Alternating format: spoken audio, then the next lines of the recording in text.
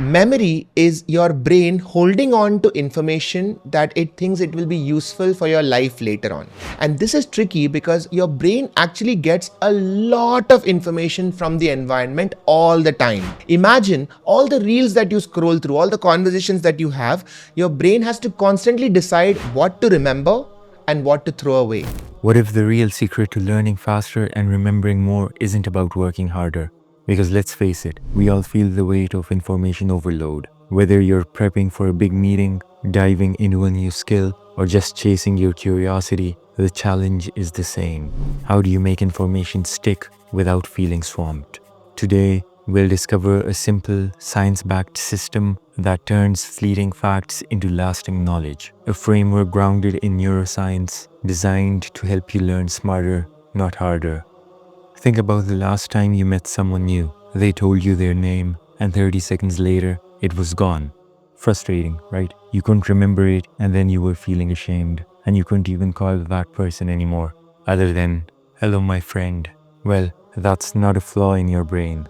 That's by design. Your brain is built to forget most things it considers unimportant. That's why you're forgetting your friend's name. Think of it like a default delete button that's always on, a survival mechanism to stop us from being overwhelmed. The real trick is learning to tell your brain, "This matters, save this." And that's exactly what I'm about to show you. We're walking through 5 proven steps that work together to supercharge your memory. So let's get started. Step 1. Say it out loud. When you learn something new, speak it aloud, whether it's a person's name, a fact for a test, or a key idea. Vocalizing activates what neuroscientists call the production effect. Speaking engages multiple brain systems at once: auditory, hearing yourself; motor, mouth movement; and semantic, meaning. This creates a multi-layered memory that's far stronger than silent reading. And here's the application. When meeting someone, say their name in conversation. Studying, read key points out loud. Teaching a concept, even to an empty room, forces you to organize your thoughts, which deepens understanding. When you come across a new piece of information, first try to visualize what is it that you are learning, and then also try to add some sort of audio effect to it. Step 2. The 40-second mental replay. Immediately after learning something, just take 40 seconds to replay it in your mind. Your brain's memory manager, the hippocampus, naturally replays recent events during quiet moments. This quick review gives that process a jump start, strengthening those fragile new connections. And here's how to apply it. After a meeting, run through the top 3 takeaways in your head. After reading, visualize the main ideas or mentally summarize them. Think of it as pressing save before the memory fades. Whatever it is that you've just read, try to quiz yourself about that. Turn a fact into a question. What this does is it forces your brain to bring back the information that it has just stored in order to remember it. Simply by doing this, your brain will remember that fact better. Suppose if I give you a sentence that Delhi is the capital of India, what you need to do to remember this is to ask yourself, what is the capital of India? And simply by doing this, it forces the prefrontal cortex part of your brain to go into the memory bank and retrieve that information. And this is especially useful if you do this after a gap of around an hour or 2 hours. Step 3. Predict your recall. Ask yourself, will I remember this later? This simple prediction boosts retention by up to 50%. Why? It triggers metacognition, thinking about your thinking. That's meta. You engage more deeply, create a feedback loop, and even if you guess wrong, your brain flags it for correction. Mistakes actually strengthen learning. So the application, cover the answer before checking it. We've been doing it ever since God knows when, and now it makes sense. Guess what comes next in the process. Before a presentation, predict the questions you'll get. No wonder quizzes make sense. They actually help you remember more. They're not just an inconvenience. You're basically telling your brain, this matters, pay attention. Step number 4, 2 minutes of quiet rest. After learning, stop.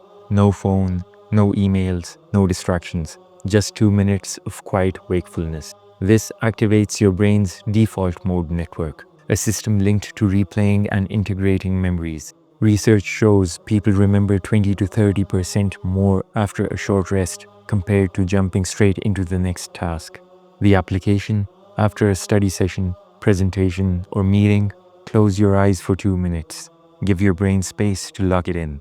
And now you have an alibi to give your teacher whenever you have your eyes closed. You're not sleeping, you're activating the default mode network of your brain. I wish I knew that when I was younger. And step number 5, sleep on it. Sleep is the single most powerful memory enhancer we have. During deep and REM sleep, your brain replays recent experiences, strengthens important connections, and clears away the unimportant ones. Learning before bed, then reviewing in the morning, can boost long-term retention by about 50%. The application: prioritize 7 to 9 hours. Study before sleep. In the morning, do a quick review to lock in what you learned overnight.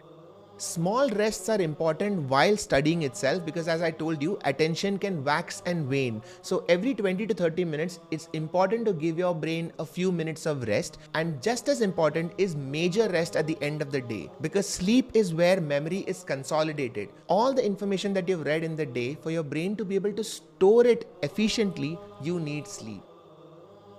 And bringing it all together. Here's the memory upgrade routine. Say it out loud. Engage multiple brain systems. The 40-second replay. Strengthen connections instantly. After that, you challenge your brain by predicting your recall. Then you pause, you let it all sink in. And finally, you consolidate everything with a good night's sleep and a quick review. It's a complete system optimized for your brain. Let's make this super practical. So when you meet someone new, say their name out loud. After you read a chapter, do that 40-second mental replay. Before presentation, quiz yourself on the key points. After a study session, close your eyes for just 2 minutes, and always, always try to study before bed and do a quick review in the morning. These are tiny habits that have huge results. These aren't big, complicated challenges. They're small habits that work with your brain's natural design. And I want to leave you with this final thought. You now have a toolkit grounded in real neuroscience that can help you learn pretty much anything more effectively. The tools are in your hands now. The question isn't if you can remember, it's what you choose to remember. So here's my challenge.